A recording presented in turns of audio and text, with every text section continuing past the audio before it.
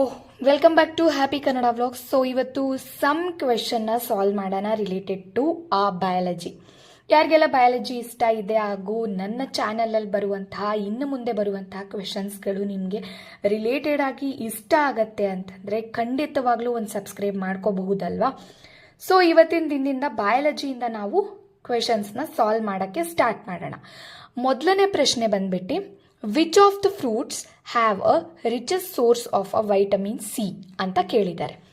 ಮೊದಲನೇದಾಗಿ ಈ ಥರ ವಿಟಮಿನ್ಸ್, ಮಿನರಲ್ಸ್ ಈ ಥರ ಎಲ್ಲ ಒಂದು ಕ್ವೆಶನ್ಸ್ನ ತೆಗೆದಾಗ ಏನು ಮಾಡಬೇಕು ಅಂತಂದರೆ we should go through the list. ಯಾವ ಥರ ಲಿಸ್ಟ್ ಅಂತಂದರೆ ಈಗ ವಿಟಮಿನ್ಸ್ಗಳನ್ನು vitamin A, vitamin B, vitamin C, vitamin D ಈ ಒಂದು ವಿಟಮಿನ್ಸ್ಗಳನ್ನು ನಾವು ಯಾವ ರೀತಿಯಿಂದ ಅಂದರೆ ಆಲ್ಟರ್ನೇಟ್ ನೇಮ್ಸ್ ಲೈಕ್ ವಿಟಮಿನ್ಸ್ ಎನ ನಾವು ರೆಟೆನಾಲ್ ಅಂತ ಕರಿತೀವಿ, ವಿಟಮಿನ್ ಬಿ ವನ್ನು ಥೈಮಿನ್ ಅಂತ ಹೇಳಿ ಕರಿತೀವಿ.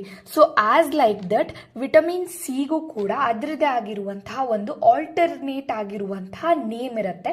It is nothing but ascorbic acid ಅಂತ ಹೇಳಿ ಕರಿತೀವಿ. ನೋಟ್ ಡೌನ್ ಮಾಡ್ಕೊಳ್ಳಿ. ಇಲ್ಲಿಗೆ ನಿಮಗೆ ಡೌಟ್ ಆಗಬಹುದು ಏನಂತ, ಎಲ್ಲ ಫ್ರೂಟ್ಗಳಲ್ಲೂ ಕೂಡ ನಾವು ವಿಟಮಿನ್ ಸಿನ ಅಬ್ಸರ್ವ್ ಮಾಡ್ತೀವಿ, ಯಾವುದನ್ನು ನಾವು ಆಪ್ಷನ್ ಆಗಿ ತೆಗಿಬೇಕು ಅಂತ ಹೇಳಿ ನೋಡೋದಾದರೆ ಖಂಡಿತವಾಗ್ಲೂ ಆರೆಂಜನ್ನು ನಾವು ಆಪ್ಷನ್ ಆಗಿ ಸೆಲೆಕ್ಟ್ ಮಾಡ್ತೀವಿ. Why does V select a orange as a option C ಅಂತ ಕೇಳೋದಾದರೆ ಕ್ವೆಶನ್ ಅನ್ನು ನೋಡಬೇಕು. ಅಲ್ಲೇನಂತ ಕೇಳಿದರೆ the ask that which fruit consisting of richest source of a vitamin C ಅಂತಂದರೆ ಜಾಸ್ತಿ ಅಮೌಂಟ್ ಆಗಿರುವಂತಹ ಫ್ರೂಟ್ ಅಂತಂದರೆ ಜಾಸ್ತಿ ರಿಚ್ ಅಮೌಂಟ್, ಜಾಸ್ತಿ ಬಹಳಷ್ಟು ಫ್ರೂಟಲ್ಲಿ ಒಂದು ರಿಚ್ ಅಮೌಂಟ್ ಆಫ್ ವಿಟಮಿನ್ ಸಿನ ಯಾವುದ್ರಲ್ಲಿ ನೋಡ್ತೀವಿ ಅಂತ ಹೇಳಿ ಈ ಕ್ವೆಶನಲ್ಲಿ ಕೇಳಿದ್ದಾರೆ. Okay, cleared.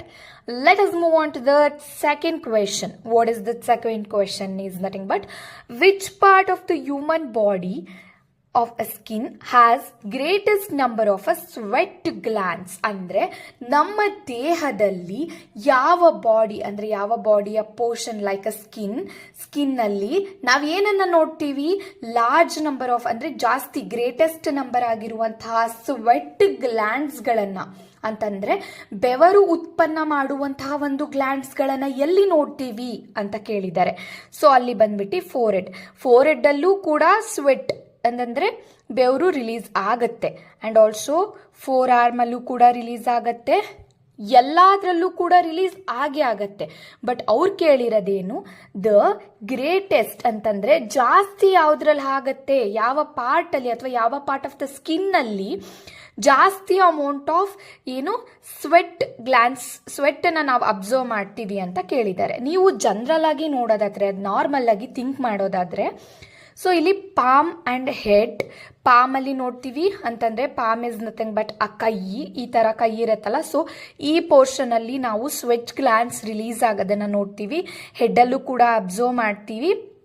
ಅದ್ರ ಜೊತೆಗೆ arm pits is nothing but ನಿಮಗೆ ಗೊತ್ತು ಕಂಕ್ಳು ಅಂತ ಹೇಳ್ತೀರಲ್ವಾ, ಆ ಜಾಗದಲ್ಲಿ large amount of greatest amount of ಏನನ್ನ ನೋಡ್ತಾ ಹೋಗ್ತೀವಿ ಅಂತಂದ್ರೆ ಸ್ವೆಟ್ ಗ್ಲ್ಯಾಂಡ್ಸ್ನ ಅಬ್ಸರ್ವ್ ಮಾಡ್ತೀವಿ.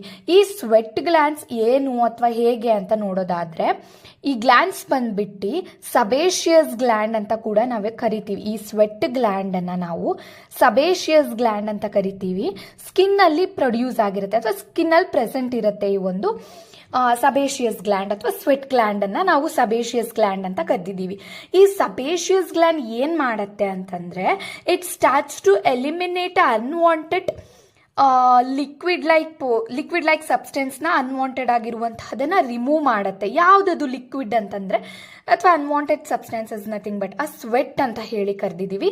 This sweat is like a watery fluid. ನಿಮಗೆಲ್ಲ ಜನರಲ್ ಆಗಿ ಗೊತ್ತು ವಾಟರಿ ಫ್ಲೂಯಿಡ್ ಆಗಿರುತ್ತೆ. ಇದರಲ್ಲಿ ಏನೇನು ಕನ್ಸಿಸ್ಟ್ ಆಗಿರುತ್ತೆ ಅಂತ ನೋಡೋದಾದ್ರೆ NaCl ಆಗಿರ್ಬೋದು, ಲ್ಯಾಕ್ಟಿಕ್ ಆಸಿಡ್ ಆಗಿರ್ಬೋದು, ಸ್ಮಾಲ್ ಅಮೌಂಟ್ ಆಫ್ ಯೂರಿಯಾ ಕೂಡ ಕನ್ಸಿಸ್ಟ್ ಆಗಿರುತ್ತೆ. Okay, let's move on to the third question. Which of the following teeth of a child 3 to 4 years is not a part of the milk teeth ಅಂತ ಕೇಳಿದ್ದಾರೆ. ಇದು ತುಂಬಾ question ಅಲ್ಲಿ ಇದೆ. ನಿಮಗೇನಾದರೂ ಇದು ಸಾಲ್ವೇಷನ್ ಅಥವಾ ಇದು ಪರ್ಫೆಕ್ಟ್ ಆನ್ಸರ್ ಸಿಕ್ತು ಅಂತಂದರೆ ಖಂಡಿತವಾಗ್ಲೂ ನನಗೆ ಕಮೆಂಟ್ ಮೂಲಕ ತಿಳಿಸಿ. ಇಲ್ಲಿ ಕೊಟ್ಟಿರುವಂತಹ ಆಪ್ಷನ್ ಬಂದ್ಬಿಟ್ಟು ಅಂದರೆ ಆನ್ಸರಲ್ಲಿ ಕೊಟ್ಟಿರುವಂಥ ಅಂದರೆ ಬುಕ್ಲೆಟಲ್ಲಿ ಅಥವಾ ಏನು ಕ್ವಶನ್ ಆನ್ಸರ್ ಮಾಡಿದ್ದಾರೆ ಅದರಲ್ಲಿ ಕೊಟ್ಟಿರೋ ಉತ್ತರ ಬಂದ್ಬಿಟ್ಟು ಮೋಲಾರ್ಸ್ ಅಂತ ಕೊಟ್ಟಿದ್ದಾರೆ. But when I go through the Google or other source it showing a premolar ಅಂತ ಹೇಳಿ ತೋರಿಸ್ತಿದ್ದಾರೆ. It is in a question mark level. Please ನೀವೇನಾದರೂ ವಿಡಿಯೋನ ನೋಡಿದ್ರೆ ಖಂಡಿತವಾಗ್ಲೂ ಕಮೆಂಟ್ ಬಾಕ್ಸಲ್ಲಿ ಆನ್ಸರ್ ಗೊತ್ತಾದರೆ ತಿಳಿಸಿ ಅಂತ ರಿಕ್ವೆಸ್ಟ್ ಮಾಡ್ತೀನಿ. Then let us move on to the fourth ಕ್ವೆಶನ್ಗೆ ಹೋಗೋಣ ಹಂಗಾದ್ರೆ. So fourth question is nothing but why it is not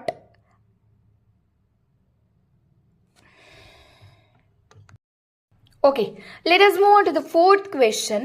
Why it is not advisable to sleep under a tree ಅಂತಂದ್ರೆ ಮರದ ಕೆಳಗಡೆ ರಾತ್ರಿ ಹೊತ್ತು ಅಟ್ ನೈಟ್ ಅಂತ ಕ್ವೆಶನ್ ಕೇಳಿದ್ದಾರೆ. ಏನು ರಾತ್ರಿ ಹೊತ್ತು ಯಾಕೆ ಮರದ ಕೆಳಗಡೆ ಮಲಕ್ಕೋಬಾರ್ದು ಅಂತಂದ್ರೆ ಈಗ ನಿಮಗೆಲ್ಲ ನಾರ್ಮಲ್ ಆಗಿ ಹಳೆ ಕಾಲದಲ್ಲಿ ಹೇಳ್ತಿದ್ರು ಹುಣಸೆ ಮರದ ಕೆಳಗಡೆ ಮಲ್ಕೊಂಡ್ರೆ ಏನಾಗುತ್ತೆ, there is a tree consisting of a carbon dioxide. ಏನು ಕಾರ್ಬನ್ ಡೈಆಕ್ಸೈಡ್ ಅಂತಂದ್ರೆ ನಿಮಗೆ ಗೊತ್ತಿರೋ ಹಾಗೆ ಮರಗಳು ನಮಗೆ ಆಕ್ಸಿಜನ್ ಅನ್ನ ಕೊಡುತ್ತೆ, which starts to inhale the carbon dioxide. ಅಂತಂದರೆ ನಮಗೆ ಆಕ್ಸಿಜನನ್ನು ಕೊಡುತ್ತೆ, ಅದು ಕಾರ್ಬನ್ ಡೈಆಕ್ಸೈಡ್ ನಾವು ರಿಲೀಸ್ ಮಾಡಿದ್ದನ್ನು ತಗೊಳತ್ತೆ ಅಲ್ವಾ. ಈ ಥರ ಕೆಲವೊಂದು ಟ್ರೀಗಳಲ್ಲಿ ಫಾರ್ ಎಕ್ಸಾಂಪಲ್ ಹುಣಸೆ ಮರ ಅಂತ ಕರಿತೀವಿ, ಅದರಲ್ಲೂ ಕೂಡ ಕಾರ್ಬನ್ ಡೈಆಕ್ಸೈಡನ್ನು ಜಾಸ್ತಿಯಾಗಿ ರಿಲೀಸ್ ಮಾಡ್ತಿರೋ ಕಾರಣದಿಂದಾಗಿ ಏನಾಗುತ್ತೆ, ಕೆಲವೊಂದು ಮರದ ಕೆಳಗಡೆ ನೈಟ್ ಹೊತ್ತು ಮಲಗಬಾರ್ದು ಅಂತ ಹೇಳ್ತಾರೆ. So the option is a C, releasing A more amount of carbon dioxide ಅಂತ ಹೇಳ್ಬೋದು. Okay, let's move on to the fifth question.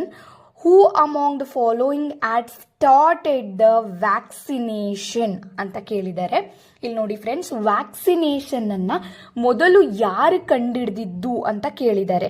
ಆದ್ರೆ ಎಲ್ಲರೂ ಕೂಡ ಒಂದು ರೀತಿಯಾಗಿ ವ್ಯಾಕ್ಸಿನೇಷನ್ಸ್ಗಳನ್ನ ಕಂಡಿಡಿದ ವ್ಯಕ್ತಿಗಳೇ ಆಗಿರ್ತಾರೆ. ಆದ್ರೆ ಇವ್ರು ಕೇಳಿರೋದೇನು, ವ್ಯಾಕ್ಸಿನೇಷನ್ ಅನ್ನ ಮೊದಲು ಕಂಡಿಡಿದಿದ್ದು ಯಾರು ಅಂತ ಕೇಳಿದ್ದಾರೆ. ಕ್ವೆಶನ್ ಅನ್ನ ಅರ್ಥ ಮಾಡ್ಕೋಬೇಕು. ಜಾನ್ಸ್ ಇ ಸಾಲ್ಕ್ ಅಂತಂದ್ರೆ ಇವರು ಮೊದಲನೇದಾಗಿ ಪೋಲಿಯೋ ಅನ್ನೋ ಒಂದು ವ್ಯಾಕ್ಸಿನೇಷನ್ ಕಂಡಿಡಿದ್ರು. ಇನ್ 1955 ಅಲ್ಲಿ ಈ ಒಂದು ಪೋಲಿಯೋ ಅನ್ನೋ ವ್ಯಾಕ್ಸಿನ್ ಅನ್ನ ಮೊದಲಿಗೆ ಕಂಡಿಡಿದಿದ್ದು ಇವರು ಫಸ್ಟ್. ಆದ್ರೆ ಎಲ್ಲದಕ್ಕಿಂತ ಮುಂಚೆ ವ್ಯಾಕ್ಸಿನೇಷನ್ ಅನ್ನನ್ನೇ ಕಂಡಿಡಿದಿದ್ದು ಯಾರು ಅಂದ್ರೆ Edward Jenner. Answer is Edward Jenner.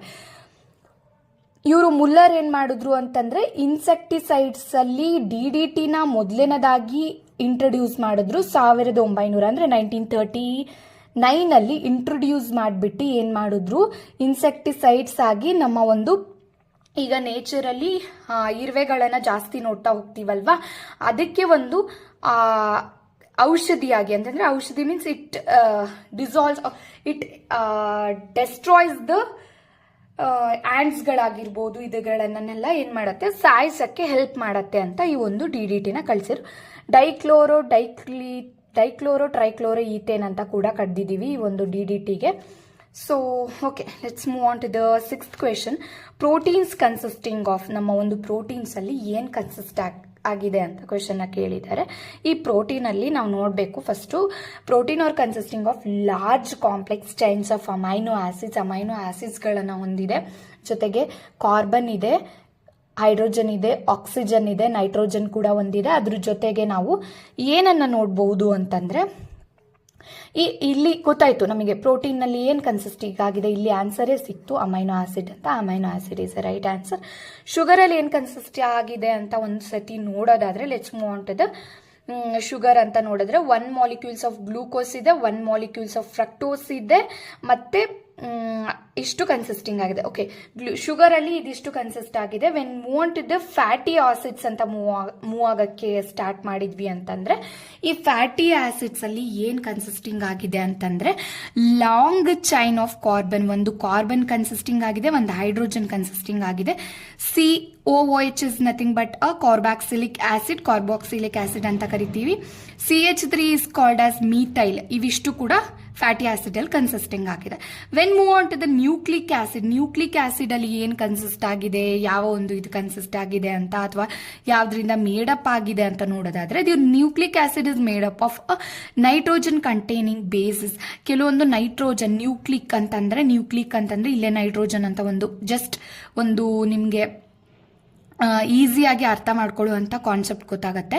Nucleic acid consisting of nitrogen containing ಬೇಸಸ್ಗಳು, ಮತ್ತೆ ಪಾಸ್ಪೇಟ್ ಇರುತ್ತೆ, ಪಾಸ್ಪೇಟ್ ಗ್ರೂಪ್ಸ್ಗಳನ್ನು ಹೊಂದಿರುತ್ತೆ, ಜೊತೆಗೆ ಶುಗರ್ ಮಾಲಿಕ್ಯೂಲ್ಸ್ಗಳನ್ನು ಹೊಂದಿರುತ್ತೆ.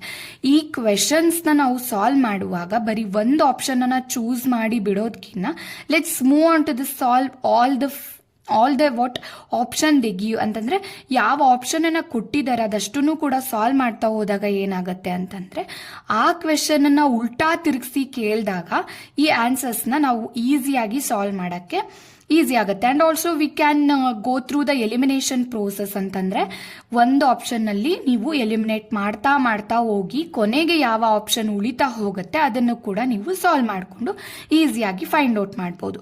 Okay, let's move on to the 7th question. Liver, milk, egg yolk, fish, liver oil is a source of ಅಂತ ಕೇಳಿದ್ದಾರೆ. ಯಾವ್ದ್ರದ್ದು source ಅಂತ. ಇದಕ್ಕೆ ಒಂದು ಚಾರ್ಟ್ ಅನ್ನ ಪ್ರಿಪೇರ್ ಮಾಡ್ಕೋಬೇಕು. ಏನ್ ಚಾರ್ಟ್ ಅಂತಂದ್ರೆ ಇಟ್ ಈಸ್ ನಥಿಂಗ್ ಬಟ್ ಈಗ ವಿಟಮಿನ್ ಎ ಅಲ್ಲಿ ನಾವು ಯಾವ ಒಂದು ಫ್ರೂಟ್ಸ್ಗಳಾಗಿರ್ಬೋದು, ವೆಜಿಟೇಬಲ್ಸ್ ಆಗಿರ್ಬೋದು, ಲೀಫಿ ವೆಜಿಟೇಬಲ್ಸ್ಗಳಾಗಿರ್ಬೋದು, ಯಾವ ಒಂದು ಫುಡ್ ಸೋರ್ಸ್ಗಳು ಯಾವ ಫುಡ್ಡಲ್ಲಿ ಅಂತಂದ್ರೆ ಯಾವುದು ಒಂದು ವಿಟಮಿನ್ನ ಕನ್ಸಿಸ್ಟಿಂಗ್ ಆಗಿರುತ್ತೆ ಅಂತ ಹೇಳ್ಬಿಟ್ಟು ನೋಡ್ತಾ ಹೋಗ್ಬೇಕು. ಅದಕ್ಕೆ ನಾನು ನಿಮಗೆ ಒಂದು ಬುಕ್ಕನ್ನು ರೆಫರ್ ಮಾಡಿದ್ದೆ. ಯಾವುದು ಅಂತಂದ್ರೆ ಸನ್ಸ್ಟಾರ್ ಗೈಡ್ ಅಂತ ಹೇಳ್ಬಿಟ್ಟು. ಓಕೆನಾ, ನಾನು ಇಲ್ಲಿ ತೋರಿಸ್ತೀನಿ. ಈ ತರ ಒಂದು ಚಾರ್ಟ್ ಅನ್ನ ಮಾಡ್ಕೊಂಡು ಇಟ್ಕೊಂಡ್ರೆ ಆರ್ ಈ ಬುಕ್ ಯಾರಾದ್ರೂ ತಗೊಂಡು ರೆಫರ್ ಮಾಡ್ತಿದ್ರೆ ನಿಮ್ಗೆ ತುಂಬಾ ಹೆಲ್ಪ್ ಆಗುತ್ತೆ. ವಿಟಮಿನ್ಸ್ ಅಲ್ಲಿ ಯಾವ್ಯಾವ ಒಂದು ಕಂಟೆಂಟ್ ಇರುತ್ತೆ, ಆಲ್ಟರ್ನೇಟ್ ನೇಮ್ ಅಲ್ಲಿ ಯಾವ ತರ ಕರಿತೀವಿ, ಅದ್ರ ಜೊತೆಗೆ ಅದಕ್ಕೆ ಯಾವ ಒಂದು ಡಿಸೀಸಸ್ ಕಾಸ್ ಆಗತ್ತೆ, ಮತ್ತೆ ಯಾವ ಒಂದು ಫುಡ್ ತಗೋಬೇಕು ಅಂತ ಏನಾದ್ರೂ ನೀವು ಲಿಸ್ಟ್ ಔಟ್ ಮಾಡ್ಕೊಂಡ್ರೆ ತುಂಬಾನೇ ಹೆಲ್ಪ್ ಆಗತ್ತೆ. ಇನ್ನೂ ಒಂದ್ ಕಡೆ ನಾನು ಲಿಸ್ಟ್ ಔಟ್ ಮಾಡಿದ್ದೀನಿ. ಸೊ ಅದನ್ನ ಬೇಕು ಅಂತಂದ್ರೆ ನಾನು ಲಿಸ್ಟ್ ಅನ್ನ ಆಡ್ ಮಾಡ್ತೀನಿ. ಸೊ ಯಾವುದು ಅಂತ ಕೇಳಿದರೆ, so vitamin D is a right answer. ಎಲ್ಲಾದ್ರಲ್ಲೂ ಕೂಡ ಎಗ್ ಇರುತ್ತೆ. Egg is the source of vitamin A, vitamin B2 and etcetera. Vitamin D ಅಲ್ಲೂ ಇರುತ್ತೆ, ಬಟ್ ಆದ್ರೆ ಅಲ್ಲಿ ಕೇಳಿರೋದು ಎಗ್ ಯೋಕ್ ಅಂತ ಹೇಳ್ಬಿಟ್ಟು. ಫಿಶ್ ಲಿವರ್ ಆಯಿಲ್ ಕೇಳಿದ್ದಾರೆ.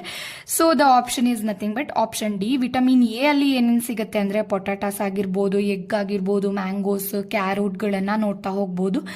ವಿಟಮಿನ್ B2 ಅಲ್ಲಿ ಎಗ್ ಆಗಿರ್ಬೋದು, ಚೀಸ್, ಡೈರಿ ಮಿಲ್ಕ್ ಪ್ರಾಡಕ್ಟ್ಸ್ಗಳಾಗಿರ್ಬೋದು, ಚಿಕನ್ಗಳಲ್ಲಿ ನೋಡ್ತಾ ಹೋಗ್ತೀವಿ. ವಿಟಮಿನ್ ಸಿ ನಿಮ್ಗೆ ಗೊತ್ತಾಯ್ತು, ಅಲ್ಲಿ ಸಿಟ್ರಿಕ್ ಫ್ರೂಟ್ಸ್ಗಳು, ಗ್ರೇಪ್ಸ್ಗಳಾಗಿರ್ಬೋದು, ಆರೆಂಜ್ ಆಗಿರ್ಬೋದು, ಲೆಮನ್ ಆಗಿರ್ಬೋದು, ಈ ತರ ಒಂದು ಏನಂತೀವಿ ಫ್ರೂಟ್ಸ್ಗಳಲ್ಲಿ ನೋಡ್ತಾ ಹೋಗ್ತೀವಿ. Let's move on to the 8th question. The heart is made up of ಅಂತ ಕೇಳಿದ್ದಾರೆ. ಇದನ್ನ ನಾವು 5th ಸ್ಟ್ಯಾಂಡರ್ಡ್ ಬುಕ್ ಅಲ್ಲಿ ಅಥವಾ 6th ಅಂತ ಅನ್ಕೋತೀನಿ, ನನ್ಗಷ್ಟು ಕನ್ಫರ್ಮ್ ಇಲ್ಲ. ಆ ಒಂದು ಕ್ಲಾಸ್ಗಳಲ್ಲಿ ಈ ಮಸಲ್ಸ್ಗಳ ಬಗ್ಗೆ ಸ್ಕೆಲಿಟಲ್ ಸಿಸ್ಟಮ್ ಅಂತಾನೆ ಹೇಳ್ಬಿಟ್ಟು ಒಂದು ಚಾಪ್ಟರ್ನ ಇಟ್ಟಿದ್ದಾರೆ. ಆ ಚಾಪ್ಟರ್ ಅಲ್ಲಿ ಈ ಒಂದು ಮಸಲ್ಸ್ನ ನೋಡ್ತೀವಿ. ಕಾರ್ಡಿಯಾಕ್ ಮಸಲ್ ಆಗಿರ್ಬೋದು, ಸ್ಟ್ರೈಟೆಡ್ ಮಸಲ್ಸ್ ಆಗಿರ್ಬೋದು, ಸ್ಮೂತ್ ಮಸಲ್ಸ್ ಆಗಿರ್ಬೋದು, ಈ ಮಸಲ್ಸ್ಗಳನ್ನು ಓದ್ತಾ ಹೋಗ್ತೀವಿ. ಸೊ ಅದರಲ್ಲಿ ನಾವು heart is made up of ಅಂತ ಏನು ಅಂತ ಕೇಳಿದ್ದಾರೆ. ಕಾರ್ಡಿಯಾಕ್ ಇಸ್ ನಥಿಂಗ್ ಬಟ್ ನಿಮಗೆ ಗೊತ್ತಿರೋ ತರ ಕಾರ್ಡಿಯಾಕ್ ಅಂತಂದ್ರೆ ಹಾರ್ಟಿಗೆ ಸಂಬಂಧಪಟ್ಟಿದ್ದಲ್ವಾ. ಸೊ ಈಸಿಯಾಗಿ ಗೊತ್ತಾಗುತ್ತೆ ಕಾರ್ಡಿಯಾಕ್ ಮಸಲ್. ಓಕೆ, ಹಾಗಾದ್ರೆ ನಾನ್ ಸ್ಟ್ರೈಟೆಡ್ ಮಸಲ್ಸ್ಗಳನ್ನ ಎಲ್ಲೆಲ್ಲಿ ನೋಡ್ತೀವಿ? ಈ ನಾನ್ ಸ್ಟ್ರೈಟೆಡ್ ಮಸಲ್ಸ್ನ ನಾವು ಹ್ಯಾಲೋ ರಿಲೇಟೆಡ್ ಆರ್ಗನ್ಸ್ಗಳು ಅಂದ್ರೆ ಹ್ಯಾಲೋ ಶೇಪ್ ಅಲ್ಲಿ ಈ ತರ ಇರುವಂತಹ ಹ್ಯಾಲೋ ಶೇಪ್ ಆರ್ಗನ್ಸ್ಗಳಲ್ಲಿ ನೋಡ್ತಾ ಹೋಗ್ತೀವಿ. ಯಾವ್ದದು? ಯುಟೆರಸ್ ಆಗಿರ್ಬೋದು, ಯೂರಿನರಿ ಬ್ಲಾಡರ್ ಆಗಿರ್ಬೋದು, ಡೈಜೆಸ್ಟಿವ್ ಸಿಸ್ಟಮ್ ಆಗಿರ್ಬೋದು, ಬ್ಲಡ್ ವೆಸಲ್ಸ್ ಆಗಿರ್ಬೋದು, ಈ ತರ ಆರ್ಗನ್ಸ್ಗಳಲ್ಲಿ ಕೆಲವೊಂದು ಆರ್ಗನ್ಸ್ಗಳಲ್ಲಿ ಮತ್ತೆ ರಿಪ್ರೊಡಕ್ಟಿವ್ ಆರ್ಗನ್ ಅಲ್ಲೂ ಕೂಡ ನೋಡ್ತಾ ಹೋಗ್ತೀವಿ. ಈ ಒಂದು ನಾನ್ ಸ್ಟ್ರೈಟೆಡ್ ಮಸಲ್ಸ್ ನ ನೋಡ್ತಾ ಹೋಗ್ತೀವಿ. ಅಡಿಪೋಸ್ ಟಿಶ್ಯೂ, ಈ ಅಡಿಪೋಸ್ ಟಿಶ್ಯೂ ಎಲ್ಲಿರುತ್ತೆ? Is nothing but under skin ಅಲ್ಲಿ ನಾವು ಈ ಅಡಿಪೋಸ್ ಟಿಶ್ಯೂನ ಅಬ್ಸರ್ವ್ ಮಾಡ್ತಾ ಹೋಗ್ತೀವಿ.